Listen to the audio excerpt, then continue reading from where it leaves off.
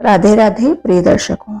वृंदावन एक ऐसा स्थान जहाँ की हवा में भी भक्ति बसती है और मिट्टी में भी प्रेम की स्मृति रहती है। कहा जाता है कि वृंदावन में भगवान कृष्ण रहते हैं, लेकिन ब्रज की परंपरा कुछ और ही कहती है। ब्रज के संत मानते हैं कि वृंदावन तब तक जीवित रहता है जब तक वहां राधा का भाव।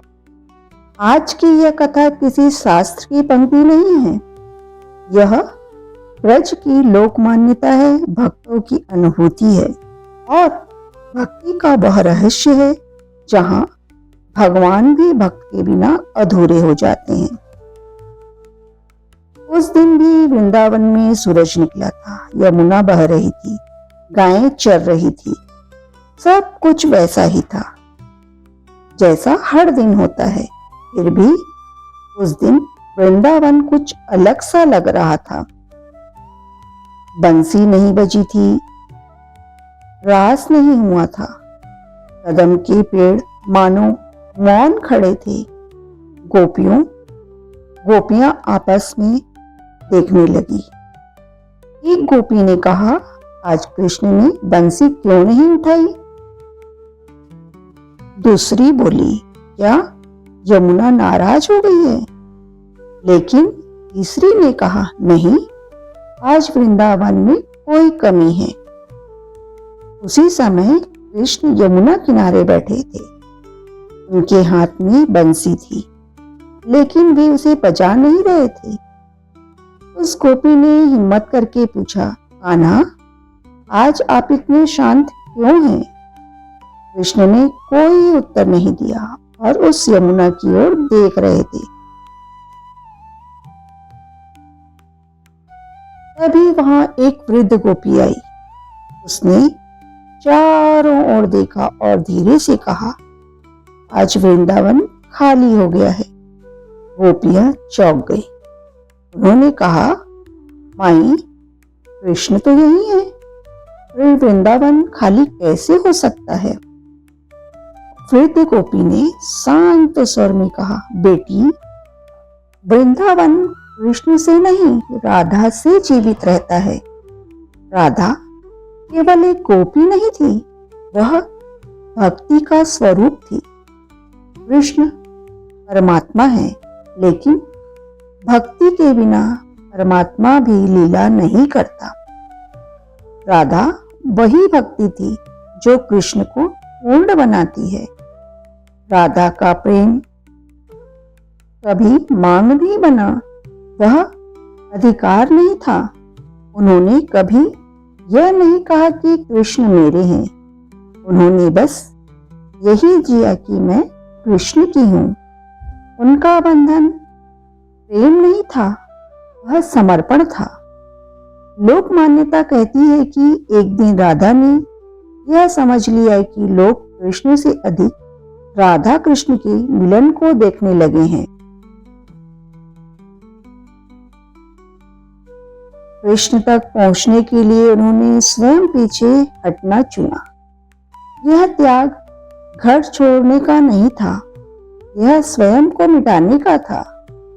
राधा चुपचाप लीला से हट गई, न कोई शिकायत, न कोई विदाई, लेकिन उनका प्रेम कहीं गया नहीं, वह वृंदावन की हवा में घुल गया। राधा के बिना वृंदावन बदल गया। कृष्ण ने बंसी उठाई, लेकिन उसमें से स्वर नहीं निकला। रास की तैयारी हुई, लेकिन मन नहीं जुड़ा। कृष्ण ने गोपियों से कहा, आज रास नहीं होगा। जब उनसे कारण पूछा गया तो उन्होंने बस इतना कहा कि आज हृदय पूरा नहीं है।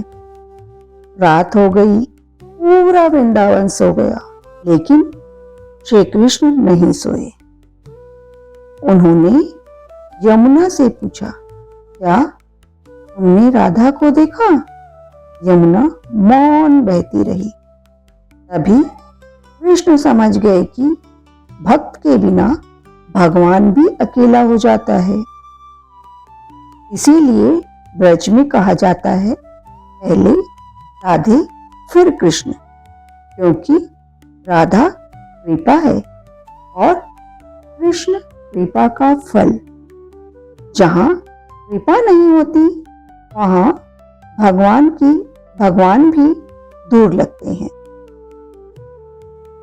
यह कथा केवल वृंदावन की नहीं है, यह हमारे जीवन की भी कथा है। जब हमारे कर्मों में भक्ति नहीं होती, जब रिश्तों में समर्पण नहीं होता, जब प्रेम में अहंकार आ जाता है, तो हमारे भीतर का वृंदावन भी सूना हो जाता है। राधा हमें सिखाती है कि प्रेम में अधिकार नहीं होता और भक्ति में दिखावा नहीं होता। उन्होंने कभी पहचान नहीं मांगी, बस स्वयं को मिटा दिया।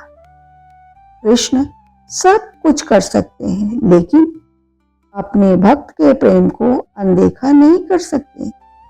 इसीलिए कहा जाता है कि राधा के बिना वृंदावन सूना हो जाता है। अगर जीवन में श्री कृष्ण चाहिए तो राधा जैसा भाव चाहिए, न नाम, न सम्मान, न अधिकार, बस प्रेम, बस समर्पण, बस मौन भक्ति। राधे राधे। तो प्रिय दर्शकों, ये थी कि राधा के बिना कृष्ण क्यों अधूरे हैं, वृंदावन क्यों सुना है, ये कथा। अगर ये स्टोरी, ये कथा पसंद आई हो तो आप मेरे चैनल पर कहानी मंदिर पर अगर नए हैं दर्शकों तो चैनल को सब्सक्राइब कर लीजिएगा, बेल आइकन को प्रेस कर लीजिएगा। और अगर ये स्टोरी पसंद आई है तो वीडियो में कमेंट में राधे राधे लिखिएगा और वीडियो को लाइक करना ना भूलें और शेयर करें। राधे राधे।